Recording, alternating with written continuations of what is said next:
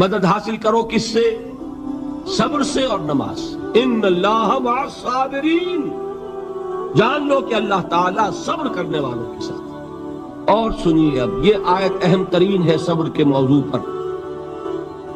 وَلَنَبْلُوَنَّكُمْ بِشَيْءٍ مِّنَ الْخَوْفِ وَالْجُوعِ وَنَقْصٍ مِّنَ الْأَمْوَالِ وَالْأَنفُسِ وَالثَّمَرَاتِ وَبَشِّرِ الصَّابِرِينَ۔ اور دیکھو ہم تمہیں آزمائیں گے، وَلَنَبْلُوَنَّكُمْ، ہم لازماً آزمائیں گے تمہیں، بِشَيْءٍ مِّنَ الْخَوْفِ، خوف کی کیفیت طاری کر کے، والجوع، بھوک، فقر اور فاقہ، ونقص من الاموال، مالی نقصان، والانفس، جانی نقصان، والثمرات، اور ثمرات، پھلوں اور میووں کا نقصان۔ میرے نزدیک یہاں پر ثمرات کا مفہوم ایک اور بھی ہے۔ ایک تو صاف تھا کھجور کی فصل تیار ہے اور غزوہ تبوک جانے کا حکم مل گیا، کون اتارے گا؟ اور کھجور وقت پر اتری نہیں، برباد ہو جائے۔ یہ ہو رہا ہے نا میووں کا نقصان۔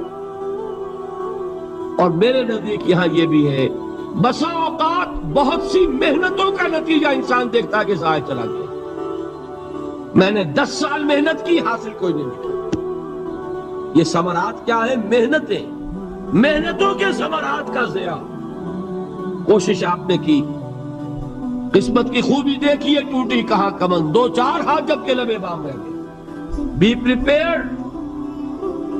ایک شاعر کے یہ اشعار ہیں، وہ کمیونسٹ تھا، میں نام بھی نہیں لیتا، لیکن یہ کہ یہ اسی انقلابی، چونکہ ان کا بھی ایک انقلابی نظریہ ہے، انقلابی عمل میں یہ سارے مراحل آتے ہیں۔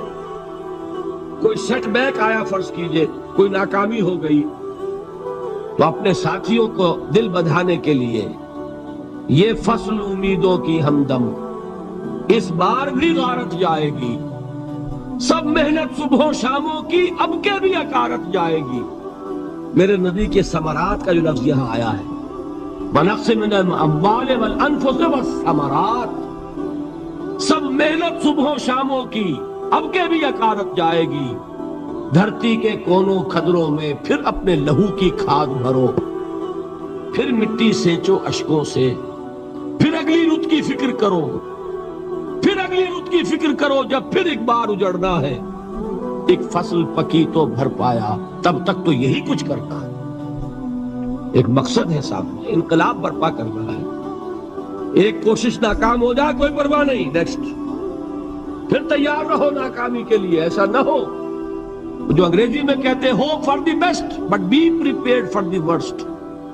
ایسا نہ ہو کہ دوسری مرتبہ ناکام ہو کے بددل ہو جاؤ، تمہاری ہمتیں جواب دے جائیں، نہیں، پہلے سے تیار رہو کہ دوسری مرتبہ بھی ناکامی آئے تو آئے، لیکن جب تک کہ کامیابی حاصل نہیں ہوتی ہمیں یہ کام کیے تھے۔ صبر کا مادہ نہیں ہوگا تو آپ کام نہیں کر سکیں گے۔ اور اسی کا ایک دوسرا رخ ہے، جب آپ دعوت حق کے لیے کھڑے ہوں گے، پہلا قدم کیا آتا ہے؟ استہزاء، تمسخر، مذاق اڑانا، جس کی میں مثال اب دینا چاہتا ہوں محمد رسول اللہ صلی اللہ علیہ وسلم کی شخصیت سے۔ دیکھیے ہم کیا اور ہماری بساط کیا، ہم کیا مبلغ ہوں گے، کیا داعی ہوں گے، ہمارے اپنے دامن پر داغ ہوتے ہیں، لیکن یہ کہ محمد رسول اللہ کے دامن پر کوئی داغ تھا؟ ان کو تو سارے مکے والے الصادق الامین کہتے تھے، نہایت محبوب شخصیت تھے، ان کے لیے تو جا صادق، جا امین، یہ الفاظ سننے میں آتے تھے، آنکھوں کا تارا۔ لیکن جب آپ نے دعوت شروع کی، اب قرآن مجید میں دیکھیے، کسی نے کہا مجنون ہو گئے، دماغ خراب ہو گیا، پاگل ہو گئے، اجی شاعر ہے، کچھ شعر توڑ لیتے ہیں، ہم پر بہت جماتے ہیں۔ کسی نے کہا ساحر ہے، کچھ جادو سیکھ لیا ہے۔ یہاں تک کہ ایسے بدبخت بھی پیدا ہوئے، قرآن میں ہے ساحرون کذاب، سحر کرنے والا جادوگر نہایت جھوٹا۔ یہ الفاظ کہے جا رہے ہیں کس کی شان میں؟ محمد الرسول اللہ صلی اللہ علیہ وسلم. قرآن میں نقل کیا گیا یا ایھا الذی نزل علیہ الذکر انک لمجنون. کبھی آپ نے اس کا ترجمہ سوچا؟ اے وہ شخص، دیکھیے تصور کیجئے حضور جا رہے ہیں، تشریف لے جا رہے ہیں، کسی دعوت میں ہے، تبلیغ میں، یا ویسے ہی تشریف لے جا رہے ہیں، اور کوئی ایک جمگھٹا ہے لوگوں کا، ادھر سے فقرہ آتا ہے، تیر کی طرح لگتا ہے دل میں جا کر محمد کے صلی اللہ علیہ وسلم. اے وہ شخص جس کا یہ خیال ہے کہ اس پر کوئی ذکر نازل ہو رہا ہے، ہمارے خیال میں تو تمہارا دماغ خراب ہو گیا. یا ایھا الذی نزل علیہ الذکر انک لمجنون کہا کہ نہیں کہا؟ اور یہ نہ سمجھیے کہ حضور صلی اللہ علیہ وسلم کے قلب مبارک کو تکلیف نہیں ہوتی تھی. میں قرآن سے ثابت کروں گا، میں کہیں کوئی کہانیاں بیان نہیں کرنا چاہتا. قرآن نے کہا وَلَقَدْ نَعْلَمُ أَنَّكَ يَضِيقُ صَدْرُكَ بِمَا يَقُولُونَ. اے نبی ہمیں خوب معلوم ہے صلی اللہ علیہ وسلم کہ جو کچھ یہ لوگ کہہ رہے ہیں اس سے آپ کا سینہ بھجتا ہے، یہ جو گھٹن ہوتی ہے، صدمہ ہوتا ہے. أَنَّكَ يَضِيقُ صَدْرُكَ بِمَا يَقُولُونَ، ہمیں خوب معلوم ہے کہ جو کچھ یہ باتیں آپ کو سننی پڑ رہی ہیں، یہ کڑوی کسیلی باتیں، یہ جو فقرے چست ہو رہے ہیں، استہزاء ہو رہا ہے، تمسخر ہو رہا ہے. سورہ ہجر میں ہے، ایک جگہ کھڑے ہوئے لوگ قرآن کا مذاق اڑا رہے ہیں، بھائی فلاں آیت تم لے جانا، فلاں آیت میری ہوگی، اس کے ٹکڑے کر رہے ہیں، اس کے ٹکڑے حصے بکھرے کر کے قیمہ بنا کر ان آیات کا تمسخر اڑا رہے ہیں. ایک جگہ قرآن مجید میں مذکور ہے کہ فرشتوں کا مذاق اڑ رہا ہے. بھائی یہ دیکھو محمد نے کہا ہے صلی اللہ علیہ وسلم کہ جہنم پر تو کل 19 فرشتے ہیں، علیہا 19 قرآن میں آیت نازل ہوئی. ایک پہلوان کہتا بھائی 10 کو تو میں سنبھال لوں گا، باقی 9 کا تم انتظار کر دو. یہ باتیں آ رہی ہیں حضور کے کانوں. کلام الہی کے ساتھ کیا سلوک ہو رہا ہے، مجھ پر کیا فقرے چست کیے جا رہے ہیں، مجھ پر جس طریقے سے استہزاء اور تمسخر کا رویہ اختیار کیا گیا ہے. دل بھج رہا ہے، دل میں صدمہ ہے. دیکھیے سورہ نون ہے، اور میرے نزدیک یہ دوسری وحی ہے جو حضور پر نازل ہوئی ہے، اس کی ابتدائی آیات نون والقلم وما یسطرون ما انت بنعمت ربک بمجنون وَإِنَّ لَكَ لَأَجْرًا غَيْرَ مَمْنُونٍ وَإِنَّكَ لَعَلَىٰ خُلُقٍ عَظِيمٍ فَسَتُبْصِرُ وَيُبْصِرُونَ بِأَيِّكُمُ الْمَفْتُونُ إِنَّ رَبَّكَ هُوَ يَعْلَمُ بِمَنْ ضَلَّ عَنْ سَبِيلِهِ وَهُوَ أَعْلَمُ بِالْمُهْتَدِينَ. نون قسم ہے قلم کی اور جو کچھ یہ لکھتے ہیں. اے نبی آپ اپنے رب کی نعمت سے مجنون نہیں ہیں. یہ کیوں کہا جا رہا ہے؟ حضور کو جو صدمہ پہنچا ہے وہی نازل ہوئی ہے دل جوئی کے لیے، تسلی کے لیے. آپ کیوں برا منا رہے ہیں؟ اے نبی آپ کیوں صدمہ اور رنج اور اندوہ محسوس کر رہے ہیں؟ ان بدبختوں کے کہنے سے کوئی آپ مجنون ہو جائیں گے؟ مانتا بے نعمت ربک بمجنون وَإِنَّ لَكَ لَأَجْرًا غَيْرَ مَمْنُونٍ. آپ کو جو یہ صبر کرنا پڑ رہا ہے، آپ کو جو یہ جھیلنا پڑ رہا ہے، اس کی وجہ سے آپ کو وہ اجر ملے گا جس کا سلسلہ کبھی منقطع نہیں ہوگا. وَإِنَّكَ لَعَلَىٰ خُلُقٍ عَظِيمٍ. اور اے نبی آپ تو خلق عظیم کے حامل ہیں. آپ کا اخلاق، آپ کا کردار، آپ کی سیرت، آپ کی شخصیت میں طہارت، نفاست، پاکیزگی، آج تک دنیا نے کوئی پاگل، کوئی مجنون ایسا بھی دیکھا؟ یہ ساری باتیں اللہ تعالیٰ حضور کی دلجوئی کے لیے فرما رہے ہیں. اس سے آپ اندازہ کیجئے کہ کتنا صدمہ ہوتا ہوگا. یہی ہے، اس ساری چیز کو جمع کیجئے تو یہ چیز کیا ہے؟ وَاصْبِرْ عَلَىٰ مَا يَقُولُونَ وَاهْجُرْهُمْ هَجْرًا جَمِيلًا. صبر کرو اے نبی، صبر کرو اے محمد صلی اللہ علیہ وسلم، جھیلو اور برداشت کرو اس پر جو یہ کہہ رہے ہیں. اچھی طرح نوٹ کیجئے یہ بات، ذرا سیرت ہی کا سمجھ لیجئے، آج ایک بیان ہو جائے گا. یوں سمجھیے جب حضور نے یہ کہا کہ مجھ پر وحی نازل ہوئی، فرشتے سے ملاقات ہوئی، تو اب وہ چہمے گوئیاں شروع ہو گئی، معلوم ہوتا دماغ خراب ہو گیا۔ دیکھیے ہم نہیں کہتے تھے یہ جا کے غار حرا میں بیٹھتے کئی کے دن رہتے ہیں، بھوکے رہتے ہیں، وہ خشکی چڑھ گئی نا آگے۔ یہ جس طرح کی باتیں دنیا میں آج ہوتی ہیں اسی طریقہ کی باتیں ہوتی ہیں۔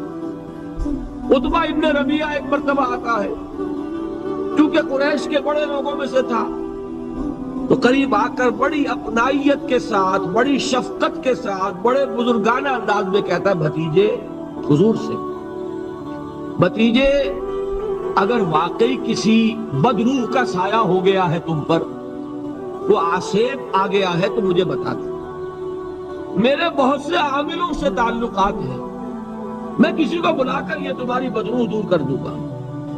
اب آپ سوچئے کیا بیتی ہوگی حضور کے دل پر۔ یہ وہ کیفیات ہیں، اور یہ نوٹ کر لیجئے 4 برس تک یہی شکل رہی ہے۔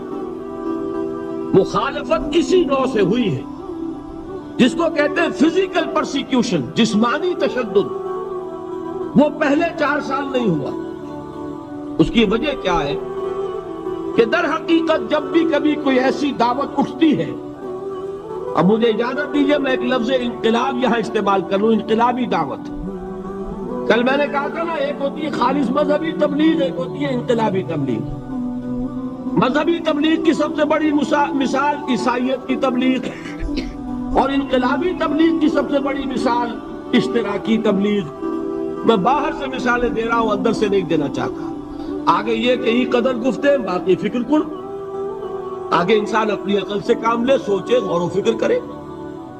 تو یہ انقلابی تبلیغ تھی محمد الرسول اللہ صلی اللہ علیہ وسلم۔ اور انقلابی تبلیغ کے اندر یہ بات جان لیجئے کہ پہلا رد عمل جو ہوتا ہے معاشرے کا، وہ یہ ہوتا ہے کہ کوئی ایسی بات گھبرانے کی نہیں ہے، ایک آدمی کا دماغ خراب ہو گیا ہے اور کچھ سر پھرے قسم کے چند نوجوان اس کے ساتھ ہیں، ایسی کیا بات ہے گھبرانے کی؟ مشت خاک ہے، بس ان کو چٹکیوں میں اڑاؤ، جو چٹکیوں میں اڑانا کہلاتا ہے نا۔ اسی کو قرآن مجید میں ایک اور جگہ کہا گیا ہے، یریدون لیطفئوا نور اللہ بافواہہم، یہ چاہتے ہیں کہ اللہ کے نور کو اپنے منہ سے بجھا دیں، پھونکے مار کے ہی بس۔ تو پہلا رد عمل جو ہوتا ہے ایک نظام کا، ایک کسی انقلابی دعوت کے خلاف، وہ رد عمل ہوتا ہے استہزاء، تمسخر، مذاق کرو، ان کو جس کو آپ انگریزی میں کہتے ہیں ڈی مورلائز کر دو، ان کی ہمتیں جو ہے وہ ٹوٹ جائیں، ان کو اس طریقے سے، اسی کا نام ہے آج کل کی اصطلاح میں کیریکٹر اسیسینیشن، ان کی شخصیتیں جو ہیں ان کو داغدار کر دو، ان کا اعتبار ختم کر دو، ان کا استہزاء کرو، تمسخر کرو۔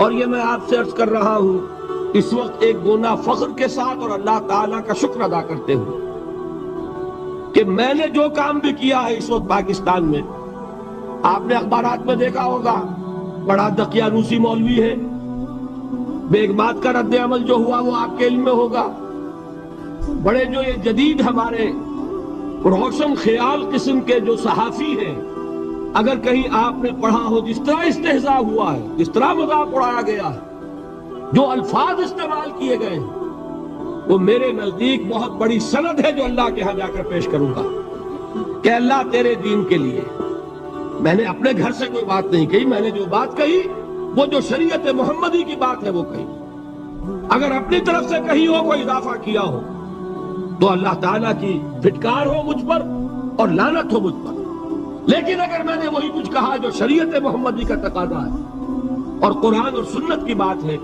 تو پھر اگر مجھے کسی نے پاگل کہا اور کسی نے دقیانوسی کہا اور کسی نے اور فقرہ چست کیا، تو میں اس کے لیے، میں تو سمجھتا ہوں میرے لیے وہ سند ہے جو اللہ تعالیٰ کے ہاں میں جا کر پیش کروں۔ اور یہ جان لیجئے کہ وہی بات ہوتی ہے ہمیشہ، ہسٹری ریپیٹس اٹسیلف، وہ بات کریں گے جو حضور نے کی تھی وہی رد عمل سامنے آئے گا جو اس وقت آیا، اس لیے کہ یہ تو جو انسانی مزاج ہے وہ نہیں بدلا، معاشرے کا انداز نہیں بدلا، وہ جو کام ہوگا اس کا رد عمل ابتدائی وہی ہوگا۔ اور اس میں در حقیقت امتحان ہوتا ہے صبر کا. کیا دل شکستہ ہو کر بیٹھ رہے گا انسان؟ ہمت جواب دے جائے گی، کمر ٹوٹ جائے گی، قوت ارادی اور عزیمت جو ہے مزمحل ہو جائے گی، پھونکوں سے چراغ بجھ جائے گا. یہ جو میں نے آیت آپ کو سنائی تھی اس کا بڑی خوبصورت کے ساتھ ترجمہ کیا ہے مولانا ظفر علی خان نے کہ نور خدا ہے کفر کی حرکت میں خندہ زن، پھونکوں سے یہ چراغ بجھایا نہ جائے گا. یریدون لیطفئوا نور اللہ بافواہہم واللہ متم نورہ ولو کرہ الکافرون. یہ چاہتے ہیں کہ اپنے منہ کی پھونکوں سے اللہ کے نور کو بجھا دیں، حالانکہ اللہ تعالیٰ تو اپنے نور کا اتمام فرما کر رہے گا، خواہ ان کافروں کو کتنا ہی ناگوار ہو. اس کی ترجمانی ہے نور خدا ہے کفر کی حرکت پہ خندزن، پھونکوں سے یہ چراغ بجھایا نہ جائے. بہرحال اس مرحلے پر میں نے آپ کو 2 صبر بتائے. صبر کس چیز سے؟ اپنا کیریئر دنیاوی جو بھی آپ حاصل کر سکتے تھے. ذہین آدمی ذہانت لگائے گا تو دین کی دعوت دے گا ایٹ دی انٹلیکچوئل لیول. اور یہ بات جان لیجئے کہ یہ چیز دنیا میں کسی کمائی کا ذریعہ نہیں بن سکتی. اسے قربانی دینی پڑے گی کیریئر کی، اپنے مفادات کی، تب کام کر سکے گا. عام آدمی وقت لگائے گا، صلاحیتیں صرف کرے گا، اپنی وہی اس وقت سے اور توانائی سے پیسہ بنا سکتا تھا. آج کل تو آپ کو معلوم ہے کہ بڑی سادی ہو گئی ہے یہ حساب کتاب کی بات، بہت سادہ. ایک انسکلڈ لیبرر کا 1 گھنٹہ برابر ہے اتنے روپے کے، ایک سکلڈ لیبرر کا 1 گھنٹہ برابر ہے اتنے روپے کے. آپ تو ہر چیز کاؤنٹ کر سکتے ہیں، میئر کر سکتے ہیں.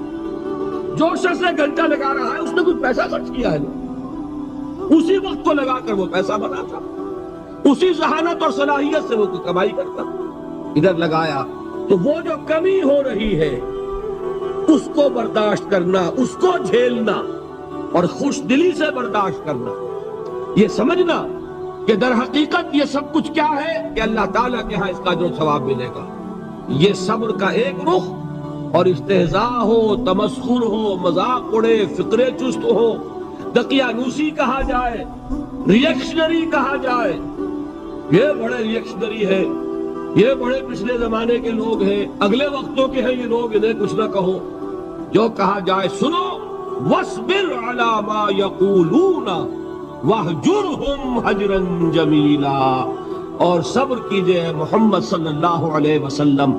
دیکھیے کوئی پہلو ایسا نہیں ہے جس میں ہمیں ہدایت قرآن مجید سے اور سیرت محمد صلی اللہ علیہ وسلم سے مل نہ جائے.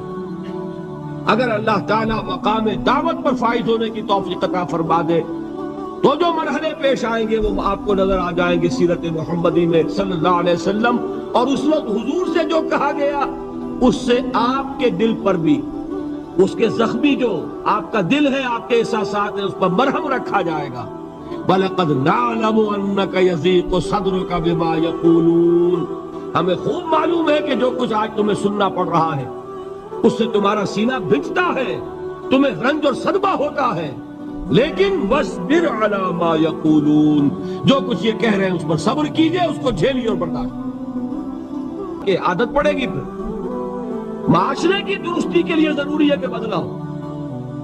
ایک تھپڑ اس نے لگایا ہے تو تھپڑ اس کے لگے تو اس کے بھی 14 طبق روشن ہو، تاکہ کسی اور کو تھپڑ مارنے کی ضرورت اس میں نہ ہو. یہ صحیح ہے کہ معاشرے کی درستی اسی میں، لیکن جو دعوت کا معاملہ ہے بالکل جدا ہے، اس کے قانون اور ہے.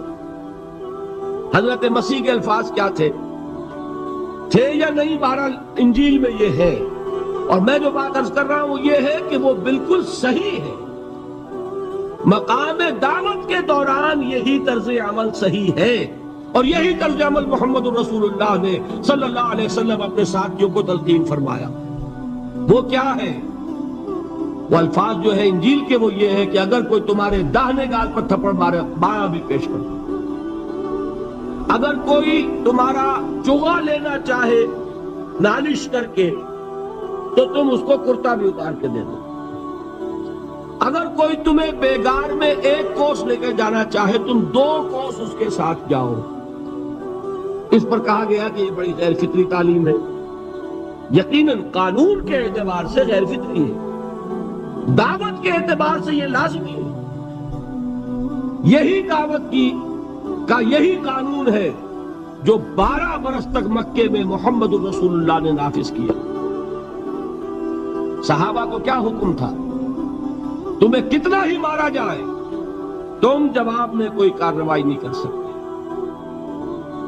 نو ریزسٹنس، نو ریٹیلیشن. ریزسٹنس تو ہے، پیسو ریزسٹنس. ریزسٹنس کیا ہے؟ کہ پیچھے مت ہٹنا. وہ سارا دباؤ کیوں دے رہے تھے؟ کہ تم اپنا تعلق منقطع کرو محمد سے صلی اللہ علیہ وسلم، تم توحید کو چھوڑو، اپنے آبائی دین میں آؤ. اسی کے لیے پریشرائز کر رہے تھے نا. حضرت بلال کو مار رہا ہے امیہ ابن خلف، حضرت خباب بن الارت رضی اللہ تعالیٰ عنہ کو دہتے ہوئے انگارے زمین میں بچھا کر اور اس کے اوپر ننگی پیٹھ لٹا دیا. آپ ذرا تصور کیجئے، ایک شخص دیکھ رہا ہے کہ دہتے ہوئے انگارے بچھائے جا رہے ہیں، یہ میرے لیے تیار کیے جا رہے ہیں، اور پھر حکم دیا جاتا ہے کرتا اتار دو، کرتا اتار دیتا ہے، لیٹ جاؤ، لیٹ جاتا ہے. کیوں؟ بڑی غیر فطری بات ہے یہ تو. اسے ہاتھ پاؤں مارنے چاہیے. ایک آدمی ڈیسپریٹ ہو جائے تو آپ کو معلوم ہے اس کے اندر طاقت بہت آ جاتی ہے. اسے نظر آ رہا ہو کہ مجھے تو بھون دیں گے، کباب بنا دیں گے، تو اگر اسے اجازت ہو 2-4 کو مار کر مرے گا. اجازت نہیں. محمد نے ہاتھ باندھ دیے صلی اللہ علیہ وسلم، تمہیں اجازت نہیں ہاتھ اٹھانے کی. یہ بعد میں سورہ نساء میں یہ الفاظ نازل ہوئے کہ اے مسلمانوں، ایک زمانہ یہ تھا کہ تمہیں حکم تھا کفو ایدیکم، اپنے ہاتھ بندے رکھو. You are not allowed to retaliate. ڈٹے رہو، جمے رہو، کھڑے رہو، صبر کرو، جھیلو، برداشت کرو، پیچھے نہ ہٹنا.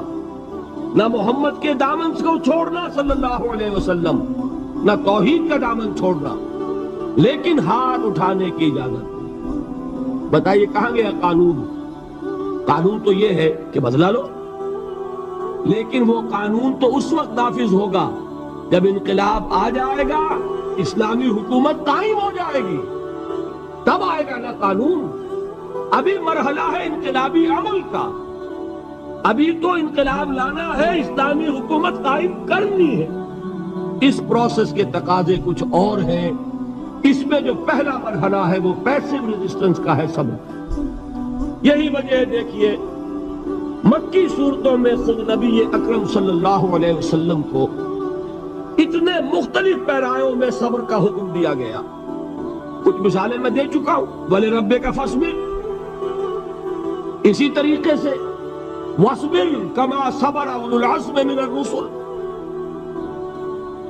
اے نبی صبر کیجئے جیسے کہ صبر کیا ہمارے اولو العزم رسولوں نے. وَاصْبِرْ وَمَا صَبْرُكَ إِلَّا بِاللَّهِ، اے نبی صبر کیجئے، اور آپ کا صبر تو اللہ ہی کے سہارے ہے. وَاصْبِرْ لِحُكْمِ رَبِّكَ، یہ سورہ نون جس کی ابتدائی آیات میں نے آپ کو سنائی، نون والقلم وما يسطرون ما انت بنعمت ربك بمجنون، اس کا اختتام کیا ہوتا ہے؟ وَاصْبِرْ لِحُكْمِ رَبِّكَ وَلَا تَكُنْ كَصَاحِبِ الْحُوتِ إِذْ نَادَىٰ وَهُوَ مَكْظُومٌ، اے نبی صبر کیجئے اپنے رب کے فیصلے کا، انتظار کیجئے، اور اس مچھلی والے کے مانند نہ ہو جائیے. مچھلی والا کون؟ حضرت یونس علیہ السلام. مچھلی والے نے اپنے دینی حمیت اور غیرت جو تھی اس کی وجہ سے اللہ کے حکم کا انتظار نہیں کیا، اپنی قوم کو چھوڑ کر چل دی. نبی کا، رسول کا یہ معاملہ ہوتا ہے. جیسے کہ آپ کو معلوم ہے کوئی افسر ہے کسی حکومت کا، وہ اپنی پلیس آف ڈیوٹی کو نہیں چھوڑ سکتا. He must stick to his place of duty. بڑے افسرز کے لیے تو یہ بہت اہم بات ہے. تو اے رسول، جہاں آپ کو ہم نے تعینات کیا ہے آپ وہاں سے ہل نہیں سکتے. کہ ذرا مخالفت ہوئی، لوگوں نے فکرے تشت کیے اور آپ کہیں اور چل دیے، دفع ہوئیے، یہ بات نہیں سننا چاہتے، میں کسی اور کو سناؤں گا. ہو سکتا ہے نا؟ ہم تو کرتے ہیں نا یہ. اس لیے کہ ہمیں تو اللہ نے کہیں تعینات تو نہیں کیا نا. اگر ایک جگہ کے لوگ بات نہیں سنتے چلو بھائی ہم کہیں اور جائیں گے وہاں بات سنائیں گے. لیکن رسول کا معاملہ ہوتا ہے جو اس کی پلیس آف اپوائنٹمنٹ ہے. He cannot leave his place without the express permission of Allah subhanahu wa ta'ala. آپ نے یہ سنا ہوگا سیرت کی تقاریر میں پڑھا ہوگا کہ مدینہ کی طرف ہجرت کی اجازت حضور نے تمام صحابہ کو دے دی. خود منتظر رہے جب تک کہ اللہ کی طرف سے اجازت نہیں آئی. حضرت ابو بکر پوچھتے رہتے تھے حضور اجازت آ گئی کہ نہیں؟ ابھی نہیں آئی. حضور اذن آ گیا؟ نہیں آیا. ابھی نہیں آیا. حبشہ کی طرف سب کو بھیج دیا، اجازت دے دی جو جانا چاہے چلا جائے. حضور کی صاحبزادی جو حضرت عثمان کے نکاح میں تھی وہ بھی ہجرت کر رہی، لیکن حضور تو نہیں گئے. رسول نہیں چھوڑ سکتا اپنی جگہ کو. یہاں تک کہ تمام تقریباً صحابہ چلے گئے، حضور رہ گئے، حضرت ابو بکر رہ گئے، حضرت علی رہ گئے. اور حضرت ابو بکر پوچھ رہے ہیں بار بار اجازت آئی یا نہیں؟ نہیں ابھی نہیں آئی. حضرت عائشہ نے واقعہ بیان کیا کہ ایک روز اچانک دوپہر کے وقت ہم نے دیکھا کہ حضور نے اپنے پورے جسم کو ڈھانپا ہوا ہے، چہرے کو بھی کپڑے میں ڈھانکا ہوا ہے اور تشریف لا رہے ہیں. یہ اس میں تعجب کی بات یہ کہ عرب میں آج بھی آپ کو معلوم ہے کہ یہ چیز جو ہے ان کی روایات کے خلاف ہے کہ دوپہر کے وقت کوئی کسی سے ملنے جائے. یہ وقت جو ہے قیلولے کا ہے، آرام کا ہے. آج کل وہ عصر اور ظہر کے مابین کا وقفہ. تو ٹھیک دوپہر کے وقت تشریف لائے حضور. آپ نے آ کے حضرت ابو بکر سے فرمایا کہ اجازت آ گئی ہے. اس میں ایک قصہ تھوڑا سا اور بتا دوں، بہت دلچسپ ہے اور بہت ہمارے لیے سبق آموز ہے.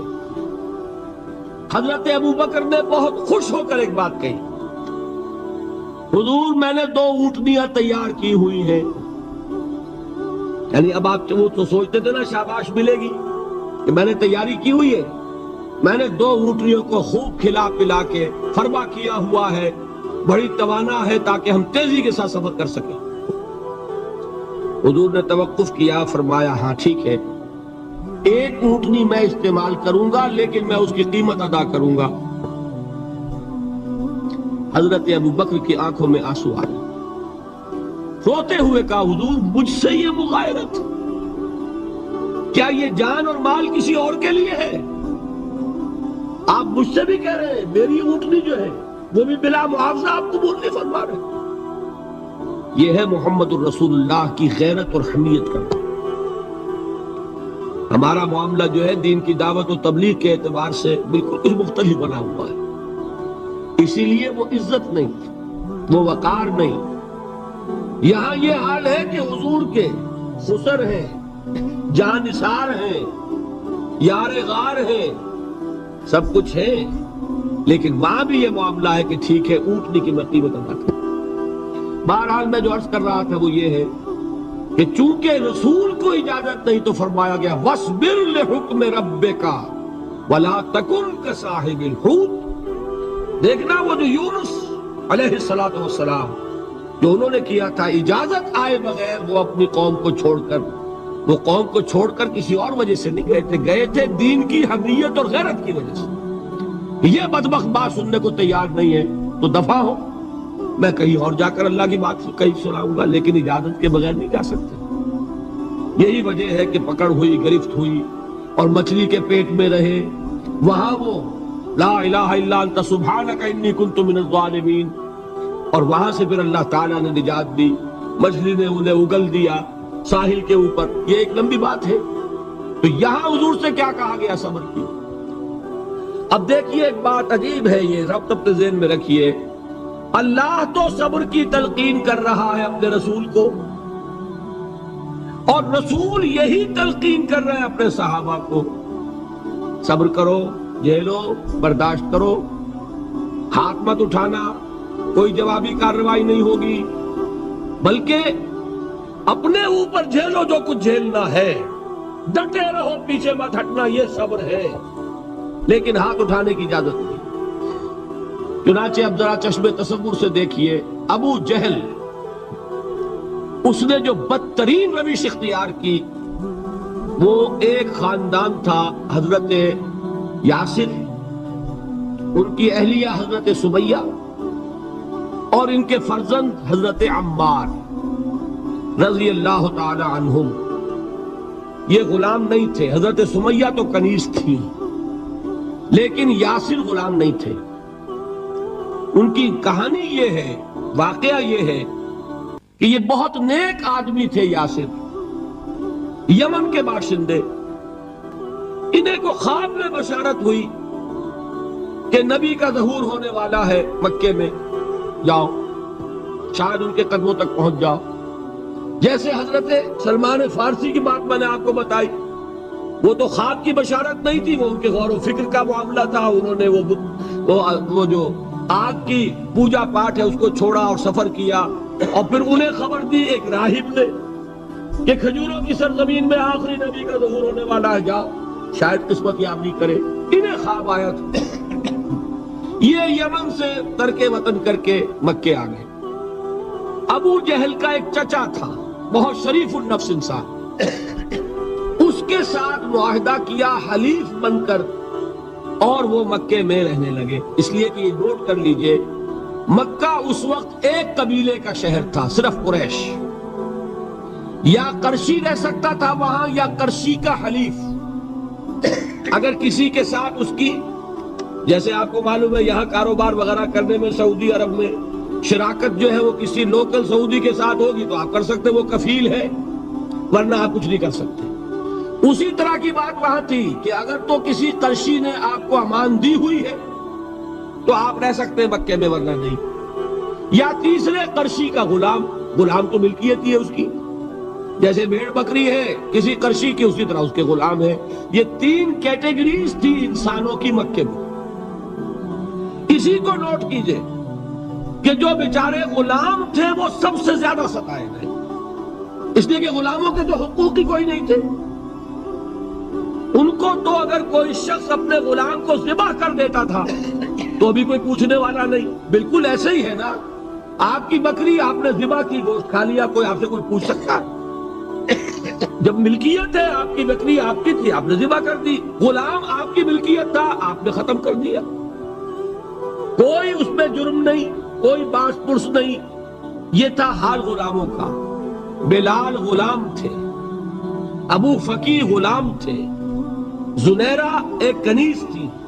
ان کو جو مارے پڑی ہیں اس کا آپ کو معلوم ہے۔ حضرت بلال کے ساتھ جو کچھ امیہ ابن خلف نے کیا، کہ جس طریقے سے کہ حیوانوں کی لاشیں جو ہے کھینچ کر گھسیٹ کر لے جائی جاتی ہیں، ان کی گردن میں رسی ڈال کر گھسیٹتے، اسی طریقے سے حضرت بلال کے گردن میں رسی ڈال کر پھر دوپہر کے وقت مکے کی سنگلاخ گلیوں کے اندر گھسیٹا جاتا تھا۔ نیچے زمین جل رہی ہے توے کی طرح، اور ویسا بھی ہوتا تھا کہ چت لٹا دیا، اوپر سے وہ آگ مکے کا کہ سورج جو ہے ذرا نوٹ کیجئے، آگ برسا رہا، نیچے زمین توے کی طرح جل رہی، اور ایک بھاری سل بھی لا کر جو ہے سر پر رکھ دی، چھاتی پر رکھ دی گئی ہے کہ آواز نہیں نکل رہی، جھاگ نکل رہے ہیں منہ سے، لیکن اس حال میں بھی احد احد احد، ایک ایک اللہ، قل هو اللہ احد، الفاظ نکلے۔ یہ ہے وہ صبر، یہ ہے وہ صبر، صبر علی الابتلاء، صبر علی الایذاء۔ یہ ابتلاء اور ایذاء پر صبر ہے، جھیلو برداشت کرو، اس توحید پر قائم رہو، محمد کی رسالت کے اقرار کرتے رہو صلی اللہ علیہ وسلم، لیکن ہاتھ نہیں اٹھانا۔ اب میں آپ کو بتا رہا تھا یہ تو غلام تھے، یہ جو تھے یاسر یہ حلیف تھے، غلام تو نہیں تھے نا۔ البتہ وہ ابو جہل کے چچا کی کنیز تھی یہ سمیہ، انہوں نے اجازت لے کر ان سے نکاح کر لیا، یہ تو کنیز رہے گی۔ بیٹا جو ہوا وہ بھی ایک طرح سے جب کنیز زیادہ ہے تو غلام ہو گیا، عمار ابن یاسر۔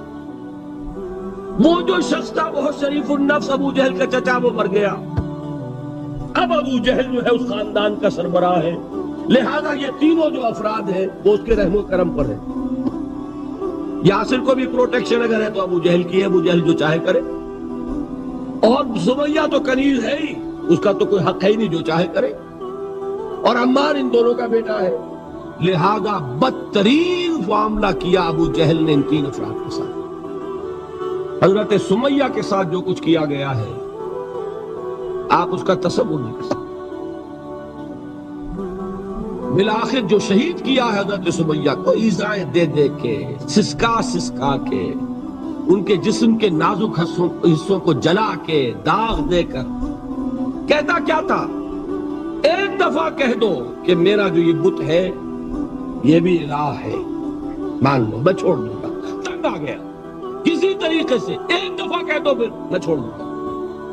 لیکن یہ میاں بیوی حضرت یاسر اور حضرت سمیہ رضی اللہ تعالی عنہما، یہ ہے ثبات، یہ ہے صبر، یہ ہے استقلال، ایک مرتبہ بھی کہنے کے لیے تیار نہیں، جو چاہو کر لو، اب ہم تو اس سے پیچھے نہیں ہٹے۔ تنگ آ کر اس نے حضرت سمیہ کی تو شرمگاہ میں برچھا مارا اور شہید کیا۔ حضرت یاسر کے بارے میں ایک روایت یہ ہے، ستا ستا کے، تنگ کر کر کے، آخر کار جو ختم کیا، انہیں شہید کیا کس طرح؟ 4 سانڈ اونٹ جوان، ان سے رسے باندھے، ایک رسے سے ایک بازو باندھا، دوسرے سے دوسرا بازو باندھا، تیسرے سے ایک ٹانگ باندھی، چوتھے سے دوسری ٹانگ باندھی، اور چاروں کو دوڑایا ہے کہ جسم کے برستے ہوئے۔ اس حال میں کیا ہو رہا تھا وہ میں بتا رہا ہوں کہ اللہ تو تاکید کر رہا ہے اپنے نبی کو، اصبر وَلِرَبِّكَ فَاصْبِرْ وَاصْبِرْ عَلَى مَا يَقُولُونَ وَاصْبِرْ وَمَا صَبْرُكَ إِلَّا بِاللَّهِ وَاصْبِرْ لِحُكْمِ رَبِّكَ وَلَا تَكُنْ كَصَاحِبِ الْحُوتِ۔ اس وقت سامنے سے حضور گزرتے تھے جبکہ آل یاسر کے ساتھ یہ معاملہ ہو رہا ہے، کیا فرماتے تھے؟ اصبروا یا آل یاسر فَإِنَّ مَوْعِدَكُمُ الْجَنَّةُ، اے یاسر کے گھر والوں صبر کرو، جھیلو، اس لیے کہ تمہارے وعدے کی جگہ جنت ہے۔ اللہ تعالیٰ ادھر آنکھ بند ہوگی، ادھر جنت میں دوبارہ داخلہ ہو جائے گا۔ یہ ہے تواصوا بالصبر والعصر ان الانسان لفی خسر۔ یہ تواصوا بالصبر پر کون عمل کر رہا ہے؟ محمد الرسول اللہ صلی اللہ علیہ وسلم۔ اس میں بھی ایک بات ہے، وہ بھی سمجھ لیجئے، دین میں جہاں عظیمت ہے رخصت کا پہلو بھی ہے۔ یہ جو نوجوان تھے، یہ بوڑھے والدین کا تو وہ مقام ہے، یہ رتبہ بلند ملا جس کو مل گیا، ہر مدعی کے واسطے دار و رسم کہاں؟ حضرت سمیہ اور حضرت یاسر۔ نوٹ کیجئے، میں ایک اعتبار سے کہا کرتا ہوں، سید الشہداء یہ بنے کہ نہیں بنے، ان کو جو فوقیت حاصل ہوئی، الفضل للمتقدمین، سب سے پہلی جان دینے والی یہ خاتون، اور سب سے پہلی جان دینے والا اللہ کے لیے، توحید کے لیے، محمد کی رسالت کے لیے صلی اللہ علیہ وسلم، دے تو بھی محمد کی صداقت کی گواہی۔ یہ صداقت کی گواہی دیتے ہوئے انہوں نے اپنی جانیں دے دی۔ لیکن جو نوجوان عمار ہے، اس نے رخصت کی راہ اختیار کی، جھیلا نہیں گیا، برداشت نہیں ہو سکا، ایک مرتبہ کلمہ کفر زبان سے نکال دیا، ابو جہل نے چھوڑ دیا، لیکن اب پشیمانی طاری ہوئی ہے، میں کیا کر بیٹھا۔